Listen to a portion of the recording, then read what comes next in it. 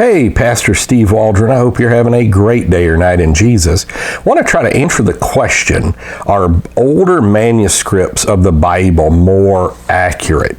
Now, I've gone over this many times over the years in showing self-evidently that's not true.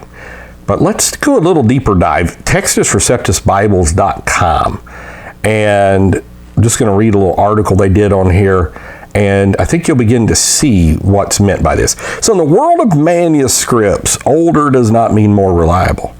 There are three reasons for this. First, the farther back in time we go, the more skewed and unrepresentative the evidence becomes.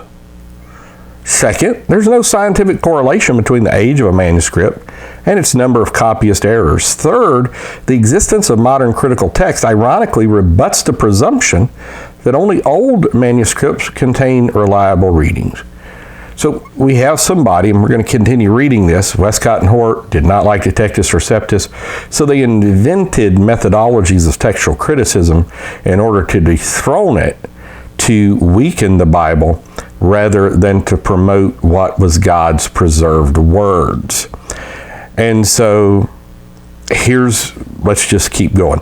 Evidence becomes skewed the farther back we go. Manuscripts in Alexandria, Egypt, were corrupted by 200 AD. The oldest New Testament manuscript fragment, quite possibly, is P52, Papyrus 52, which dates to about 125 AD. However, the earliest manuscripts that provide distinguishable readings date to about 200 AD, Papyri 46, P66. These manuscripts come from Egypt and are witnesses of the Alexandrian text type, usually. However, the antiquity of these manuscripts is no indication of reliability, because a prominent church father in Alexandria testified that manuscripts were already corrupt by the 3rd century.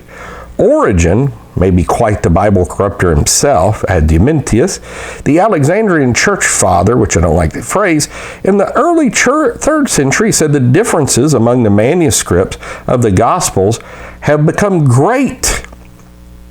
He's writing about 235 AD, either through the negligence of some copyists or through the perverse audacity of others. They either neglect to check over which they've transcribed,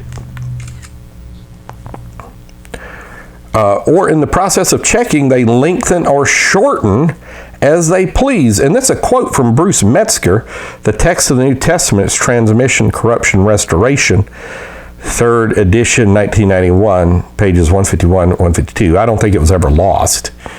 I think when they finally get it restored, they're going to look back at the Textus Receptus and say, we had it all along. Origen is, of course, speaking of the manuscripts of his location, Alexandria, Egypt. By an Alexandrian church father's own admission, manuscripts in Alexandria by 200 AD were already corrupt.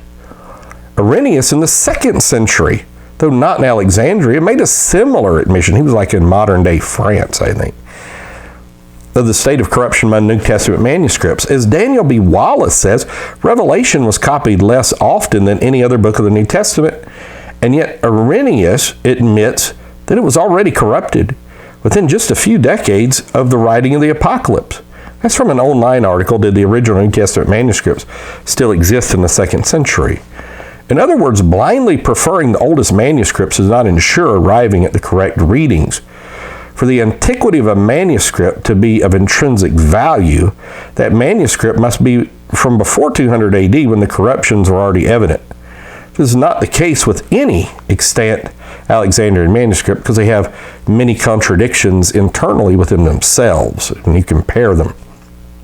Now also, in the New Testament, it says we're not as many that corrupt the Word of God.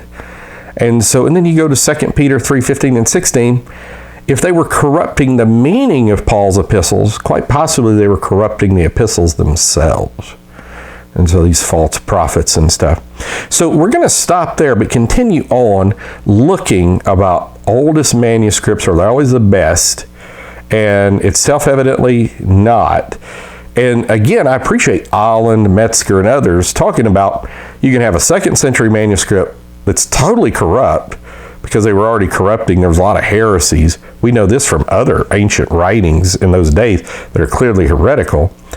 But they would try to change the Bible to fit their doctrine. Look at Marcy in 144 AD. Got a little review about the very first Bible, 144 AD, and it was Marcy, and it was terrible.